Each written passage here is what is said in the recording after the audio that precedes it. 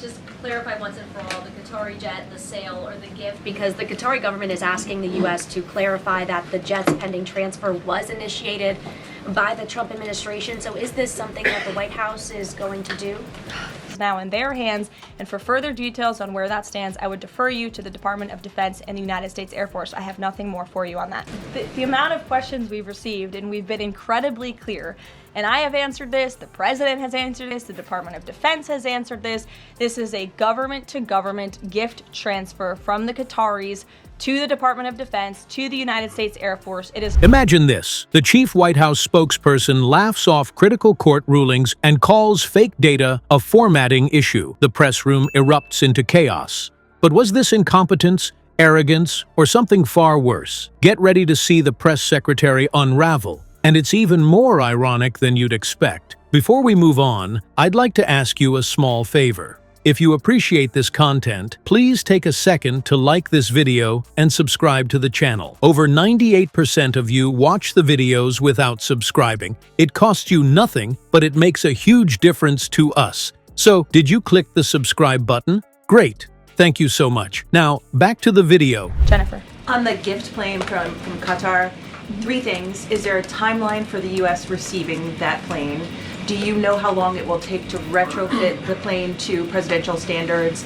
And thirdly, has the intelligence community, security folks, have they weighed in? Be very clear, the government of Qatar, the Qatari family, has offered to donate this plane to the United States Air Force, where that donation will be accepted according to all legal and ethical obligations. It will be. I'm glad you brought up this question because I was watching the American press spew a lot of misinformation about the plane donation last week when we were abroad. What happens when a press secretary tries to defend what might be made-up data? Chaos, and not the fun kind. At the center of it all is the so-called Maha report, the White House's shiny new health initiative that was supposed to spotlight progress in affordable health care. But, spoiler, the cracks in this glossy achievement started showing faster than they could patch them. It turns out the studies used to back up the report were, well, missing because they never existed. Here's how it unraveled. A group of reporters started digging into the sources cited in the administration's proud announcement. Names of studies popped up that no one,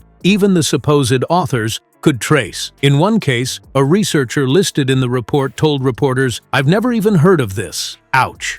That set the press pack on a feeding frenzy, cornering Press Secretary Leavitt during live questioning. What followed was one of the most awkward attempts at damage control we've seen in years. When a reporter outright asked why the report included non-existent studies, Leavitt said this gem: "Those are formatting issues, not factual inconsistencies." Formatting issues? It sounded less like a health initiative and more like a bad group project where someone forgot to do their part. Instead of quieting the room, this answer poured fuel on an already blazing fire. Because this is a donation to our country and to the United States Air Force. As for a timeline, because it is the United States Air Force that is accepting the plane, I would defer you to them for specifics because the President, frankly, has nothing to do with it. It's the Air Force's project to take on. Be retrofitted to the highest of standards by the Department of Defense and the United States Air Force. This plane is not a personal donation or a gift to the President of the United States. And everyone who wrote that last week should go and correct their stories. Was this negligence, a cover-up, or just slapdash work on a national stage? Either way, public trust wasn't coming out of this unscathed. Credibility is everything when you're dealing with health data. Studies show that transparency in governmental reporting directly impacts people's willingness to trust initiatives, even the good ones. Here, though, this mess painted a picture of an administration that doesn't double-check its homework before turning it in. Here's the kicker. This was designed as a distraction from controversies they'd rather reporters not focus on. Instead,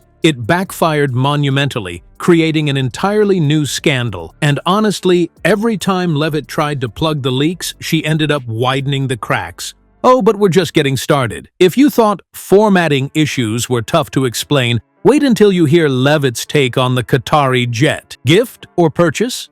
Turns out, even she didn't know. Was it a gift? Was it a purchase? You'd think this would be an easy question to answer, but when Caroline Leavitt was asked about the Qatari jet during the press briefing, her response was so tangled it could have doubled as a riddle. What started as a simple inquiry turned into an absolute train wreck, leaving reporters and any logical person watching completely baffled. The jet, supposedly transferred from Qatar to the US, became a symbol of the administration's inability to get its story straight. Leavitt was expected to clarify the jet's status, but instead, her explanation left everyone more confused than ever. At one point, she said, "The amount of questions we've received, and we've been incredibly clear, and I have answered this, the President has answered this, the Department of Defense has answered this. This is a government-to-government gift transfer from the Qataris." President Donald Trump has talked about this potential deal for a Qatari Boeing 747 to act as Air Force One, as a gesture, a gift from the Qatari royal family, which the U.S. would receive for free, he said. So I think it's a great gesture from Qatar. I appreciate it very much. I would never be one to turn down that kind of an offer. I mean, I could be a stupid person and say, no, we don't want a free, very expensive airplane. But sources tell my colleagues and me that it was the Trump administration that first made the outreach to Qatar after Trump came into office, that it is in fact the U.S. that made this request. Clear? Hardly. By the time she was done speaking, nobody knew if the jet was a gift, a loan, or parked in a strange legal limbo.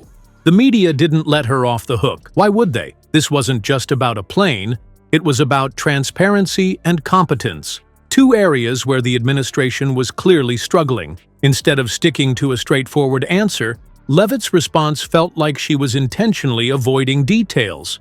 Was it because they didn't have the facts straight themselves? The press kept coming back to the question, each time skewering the lack of clarity. And each time, the response seemed to dig the administration a deeper hole. And here's the thing about public relations disasters. They snowball. Research has shown that when organizations appear evasive, it triggers even greater scrutiny. And in this case, it was no different. What could have been wrapped up in a single clear explanation became a talking point for doubters and critics alike. Even basic communication appeared to fall apart under the slightest pressure. But don't think these moments were just embarrassing gaffes. They pointed to something much larger. A government that seemed to thrive on confusion when it couldn't deliver answers. And this jet? It was just the beginning. The irony is almost poetic, isn't it? An administration that thrives on denial and deflection ends up exposing itself through those very tactics. Watching the press conference, it wasn't just the fake studies or the jet confusion, it was the repeated pattern, rage, repetition, and hoping the noise would drown out reality. But the more they tried to dodge accountability, the clearer their deeper flaws became. And here's the thing, accountability isn't just policy, it's character. If this is how they handle a press conference, with confusion and disarray, what does that say about how they're handling the country as a whole?